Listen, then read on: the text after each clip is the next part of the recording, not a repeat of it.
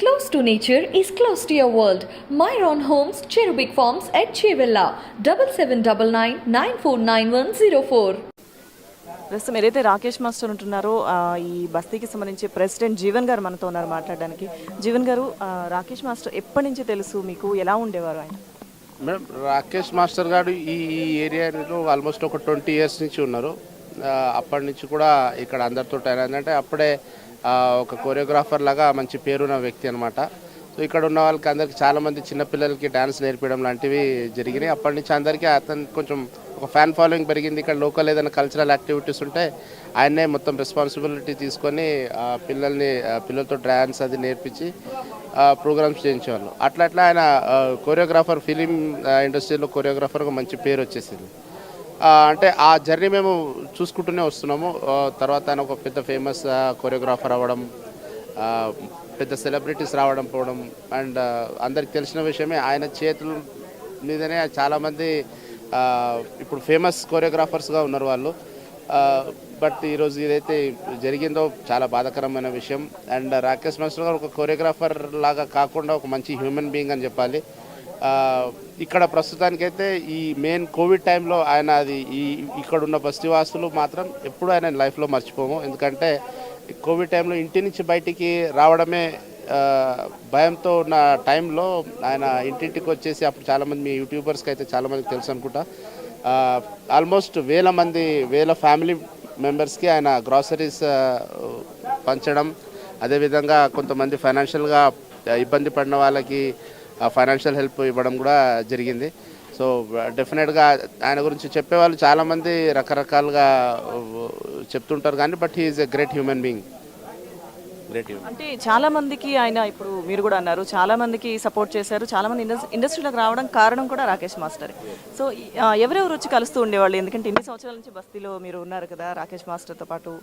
So dance masters కానీ ఎవరు వచ్చి కలుస్తూ ఉండేవాళ్ళు? ఇంకా కొత్త వాళ్ళకి ఎలా ఆయన సపోర్ట్ చేస్తూ ఉండేవాళ్ళు?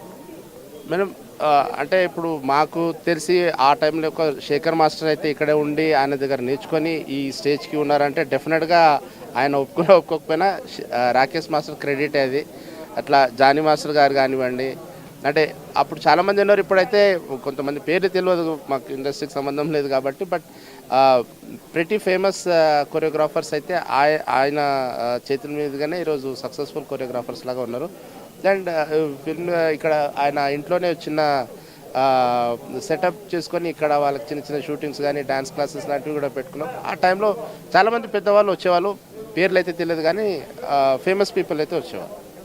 అయితే రాకేష్ మాస్టరు తను చనిపోయిన తర్వాత అంత్యక్రియలు ఇక్కడే జరగాలి, ఇక్కడ శ్మశాన వాటికలోనే చెప్పారని ఆయన సన్నిహితులు కొంతమంది చెప్పారు.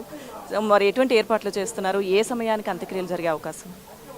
మేడం, ఫస్ట్ ఆఫ్ ఆల్ ఆయన సొంతంగా కోరుకున్నది మాతో కూర్చున్నప్పుడు లేచినప్పుడు అది ఫన్నీగానో ఏదో సంథింగ్, నేను చనిపోతే మాత్రం నాది ఇక్కడే జరగాలి అనే విషయం చెప్తుండేవారు. మేము దాన్ని అంత సీరియస్ అంటే అంటుంటారు కదా అన్నట్టు. బట్ ఆయన అనకపోయినా మాకు ఆయనకున్న అనుబంధం ఎట్లాంటిదంటే, ఇప్పుడు ఆయన ఏదైతే కార్యక్రమం జరగాలో అది ఇక్కడే బోరబండ సైడ్ 3లోనే ఆయన ఆశ కూడా అదే ఉండే.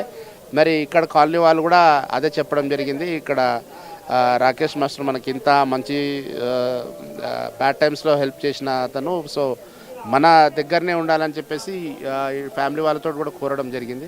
అయితే ఇక్కడే బోరబండ సైడ్ 3లో శ్మశాన వాటిక ఉంది.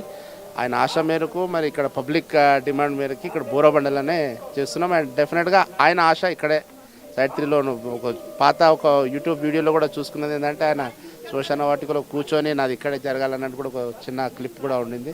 సో ఆయన ఆశ కూడా అదే ఉండే, మా బస్తీ వాసులు కూడా ఆశ ఉన్నది కాబట్టి మేము నిన్న నుంచి అదే ప్రయత్నంలో ఉన్నాం. ఆయనకు ఒక స్పెషల్ ప్లేస్ అలొకేట్ చేసి ఇక్కడ లోకల్ వాళ్ళతో మాట్లాడి స్పెషల్ ప్లేస్ అలొకేట్ చేసి ఇక్కడ సైడ్ 3 బోరబండ శ్మశాన వాటికలో ఆర్గనైజ్ చేయడం జరిగింది.